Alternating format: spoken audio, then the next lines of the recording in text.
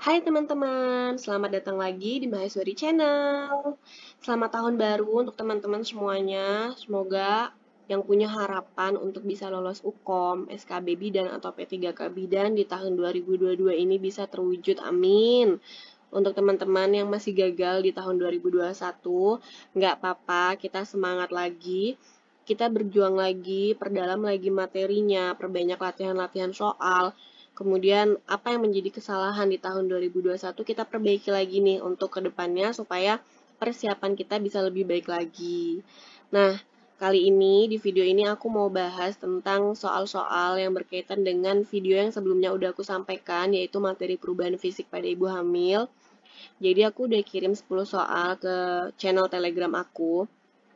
Dan ternyata masih ada sekian persen yang jawabannya kurang tepat, makanya kali ini aku mau bahas soal-soal tersebut. Nah, untuk teman-teman yang mau gabung di grup channel Telegram aku bisa langsung klik link yang aku sertakan di description box. Jadi di situ aku terbuka kalau teman-teman mau tanya jawab atau diskusi tentang materi kebidanan. Kita diskusi bareng-bareng biar pengetahuan kita tentang kebidanan juga semakin bertambah. Oke, langsung aja kita bahas soal-soalnya. Nomor 1, Nyonya K usia 26 tahun, G1 P0A0, usia kehamilan 24 minggu, datang ke BPM untuk melakukan pemeriksaan. Hasil pemeriksaan TTV dalam batas normal. Pada usia kehamilan 24 minggu, TFU Nyonya K setinggi A. Tepi atas simfisis, B. 3 jari di atas simfisis, C. Pertengahan simfisis pusat, D. Setinggi pusat, E. 3 jari di bawah simfisis. Oke, jawaban yang tepatnya apa? Kita lihat satu-satu dulu untuk optionnya ya. Yang A, tepi atas simfisis, itu di usia kehamilan 8 minggu. B, 3 jari di atas simfisis, usia kehamilan 12 minggu. C, pertengahan simfisis pusat, usia kehamilan 16 minggu. D, setinggi pusat, usia kehamilan 24 minggu. Dan E, 3 jari di bawah simfisis, usia kehamilan 20 minggu. Jadi, untuk jawaban yang tepat itu adalah yang D, setinggi pusat. Jadi, teman-teman, ini adalah soal yang pasti dan wajib keluar, mau UKOM, SKB, atau P3K. Nah, teman-teman harus benar-benar ingat TFU ini, karena di channel Telegram, saat aku kirim kuis ini, masih ada berapa persen yang jawabannya kurang tepat ya. Jadi, sayang banget kalau materi ini kita nggak menguasai. Oke, lanjut ke nomor 2. Pada ibu hamil terjadi hipervaskularisasi pada vulva dan vagina sehingga merah kebiruan. Tanda ini disebut A. Tanda Hegar, B. Tanda Chadwick, C. Tanda Piskasek, D. Tanda palsu, dan E. Tanda kehamilan. Nah, berarti ini adalah perubahan yang terjadi pada vagina dan vulva ya. Vulva dan vaginanya berwarna merah kebiruan. Kita lihat untuk yang A. Tanda Hegar. Tanda Hegar itu adalah ismus uteri yang memanjang dan melunak. Yang B, tanda Chadwick, vulva dan vagina berwarna merah kebiruan. Nah, sepertinya kita udah ketemu jawaban yang tepat, yaitu yang B. Tapi kita lihat dulu untuk yang C, tanda Piskasek, yaitu terus asimetris. Yang D, tanda palsu kurang tepat. E, tanda kehamilan juga kurang ya, teman-teman. Sebenarnya vulva dan vagina berwarna merah kebiruan itu juga termasuk tanda kehamilan ya, karena tanda Hegar, tanda Chadwick, Piskasek itu masuk di tanda kehamilan. Tetapi yang lebih spesifiknya itu namanya adalah tanda Chadwick. Jadi yang tepat itu adalah yang B. Nomor 3, Nyonya A usia 22 tahun, G1 P0A0, usia kehamilan 16 minggu, datang ke BPM mengeluh sulit buang air besar. Hasil pemeriksaan TTV dalam batas normal. Hormon yang mempengaruhi Nyonya A kesulitan buang air besar adalah A. Progesteron, B. Estrogen, C. HCG, D. FSH dan LH, E. MSH. Oke, jawaban yang tepat apa? Ya, jadi jawaban yang tepat adalah hormon progesteron. Jadi kenapa progesteron? Karena hormon progesteron itu mempengaruhi aktivitas kolon, sehingga aktivitas kolon itu menurun pada saat kehamilan, menyebabkan ibu hamil sering mengeluh konstipasi atau sulit buang air besar. Kenapa bukan yang B? Karena kalau yang B itu lebih kepada mempersiapkan uterus, kemudian perkembangan payudara, terus menyebabkan mual muntah. Sebenarnya untuk memicu pertumbuhan atau perkembangan payudara selama kehamilan itu juga progesteron juga fungsinya untuk perkembangan payudara. Tetapi kalau di soal yang ditanyakan itu adalah lebih kepada kesulitan buang air besar ibu ya. Kemudian yang C, HCG itu biasa menyebabkan mual muntah. Kalau yang D, FSH dan LH itu lebih kepada jumlahnya. Hormon ini akan meningkat pada perempuan yang usianya itu sudah memasuki menopause. Kemudian yang E, MSH, berkaitan dengan hiperpigmentasi kulit seperti koasma gravidarum, linea nigra, stria gravidarum. Oke, paham ya teman-teman?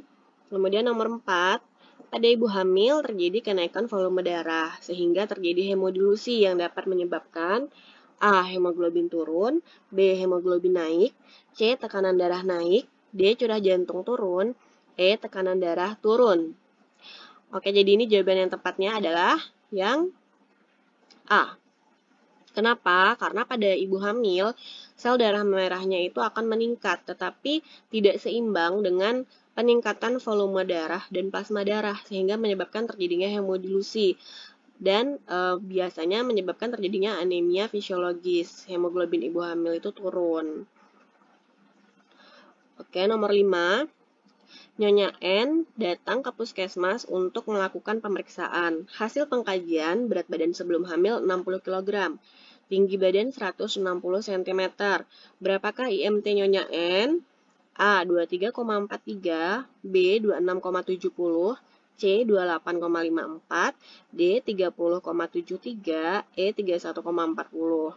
Nah, jadi untuk kita mengetahui jawabannya, kita harus tahu dulu rumusnya. Jadi rumus IMT itu adalah berat badan dibagi tinggi badan kuadrat. Tinggi badannya dalam meter ya, teman-teman. Nah, jadi seperti ini.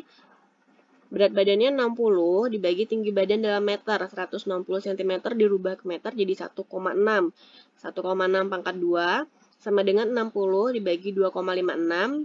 Jawabannya adalah 23,43. Kita lihat di pilihan, 23,43 itu adalah jawaban yang A. Oke, jadi diingat ya teman-teman untuk rumus IMT ini, karena biasanya jenis soalnya itu divariasikan. Ada jenis soal yang nantinya menanyakan ibu hamil dengan berat badan sekian, tinggi badan sekian, masuk kategori apa, terus atau ditanyakan berapakah normalnya pertambahan berat badan ibu hamil dengan berat badan sekian, tinggi badan sekian, nah gitu. Makanya kita harus tahu rumusnya ini dan tabel yang udah pernah saya jelaskan di video sebelumnya. Oke, next, nomor 6. Nyonya N datang ke puskesmas untuk melakukan pemeriksaan. Hasil pengkajian berat badan sebelum hamil 60 kg, tinggi badan 160 cm. IMT Nyonya N termasuk A. Gemuk, B. Kurus, C. Obesitas, D. Normal, E. Tinggi. Nah, ini tadi juga jenis variasi soalnya ya, yang seperti saya bilang tadi. Jadi, ini nomor 6 ini saya buat soalnya sama dengan nomor 5, hanya dibedakan pertanyaannya. Jadi, kita balik ke nomor 5. Nah, jawabannya setelah dihitung IMT-nya adalah 23,43. Oke, sekarang kita balik ke nomor 6. 23,43 itu masuk kemana ya? Kategori gemuk kah? Atau kurus? Atau obesitas? Untuk mengetahui itu, kita harus lihat tabel dari rekomendasi tentang peningkatan berat badan total ibu hamil ini.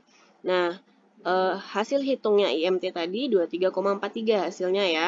Sekarang kita lihat, kalau kategori ringan itu BMI-nya di bawah 19,8, berarti bukan. Kalau normal, BMI-nya 19,8 sampai 26, berarti 23,43 itu masuk di kategori normal. Seperti itu ya, teman-teman. Jadi jawabannya yang tepat nomor 6 itu adalah yang D. Oke, paham ya, teman-teman, untuk penghitungan IMT, kemudian penentuan kategori gemuk, kurusnya, gitu ya. Lanjut ke nomor 7. Karena pengaruh hormon MSH, maka timbul linea nigra pada ibu hamil. Yang dimaksud linea nigra adalah A. Flek-flek hitam pada wajah, B. Garis biru kehitaman dari pusat ke simfisis, C. Garis putih dari atas simfisis ke pusat, D. Garis-garis biru kehitaman pada perut, E. Garis putih dari bawah ke perut. Ayo, jawaban yang tepat adalah apa? Ini udah jelas ya. Jawaban yang tepatnya itu B. Garis biru kehitaman dari pusat ke simfisis. Kalau flek hitam pada wajah itu namanya koasma gravidarum ya teman-teman.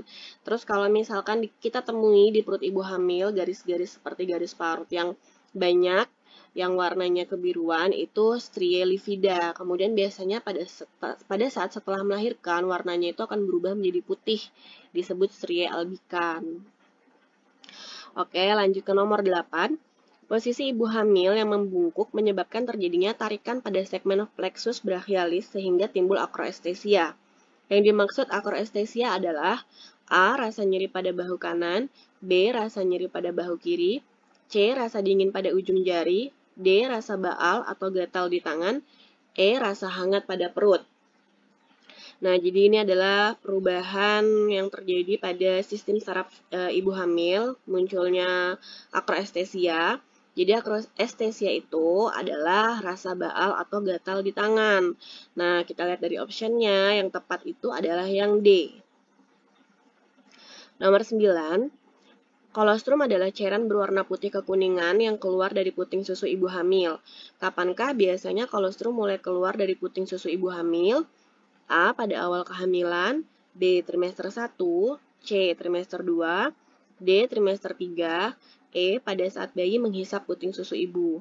Nah, soal nomor 9 ini juga masih banyak yang jawabannya itu masih kurang tepat. Ada yang jawab trimester 2, ada yang jawab pada saat bayi menghisap puting susu, ada juga yang menjawab trimester 3. Nah, jadi jawaban yang tepatnya itu adalah D, trimester 3. Mulai trimester 3, kolostrum itu sudah mulai keluar dari puting susu ibu.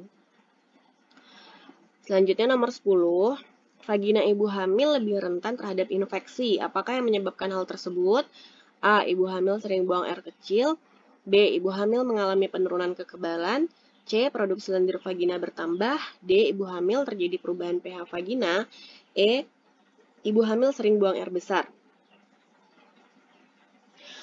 Nah, ini termasuk salah satu perubahan juga yang terjadi pada ibu hamil di vagina. Jadi pada ibu hamil itu biasanya vaginanya akan menjadi lebih asam, pH atau keasamannya itu berubah dari 4 menjadi 6,5, sehingga lebih rentan terhadap infeksi, terutama infeksi jamur. Nah, berarti pilihan yang tepat itu adalah yang D, ibu hamil terjadi perubahan pH vagina. Oke, teman-teman, kita udah sampai di ujung soal, di soal terakhir. Jadi, ini 10 soal yang saya kirimkan di channel Telegram. Untuk teman-teman yang mau gabung, silahkan gabung aja, biar lebih banyak lagi latihan-latihan soalnya. Karena untuk menghadapi UKOM, SKB, atau P3K itu, kita juga harus memperbanyak latihan-latihan soal. Selain memperdalam materi, memperbanyak latihan soal supaya terbiasa saat kita membaca soal dan kita menganalisis soal. Seperti itu ya teman-teman. Demikian soal yang bisa dan penjelasan yang bisa saya sampaikan. Semoga bermanfaat untuk teman-teman semuanya. Dan teman-teman bisa komen untuk kasih saran, masukan, atau request untuk materi di video selanjutnya. Saya terbuka untuk setiap komentar yang teman-teman berikan. Oke, terima kasih.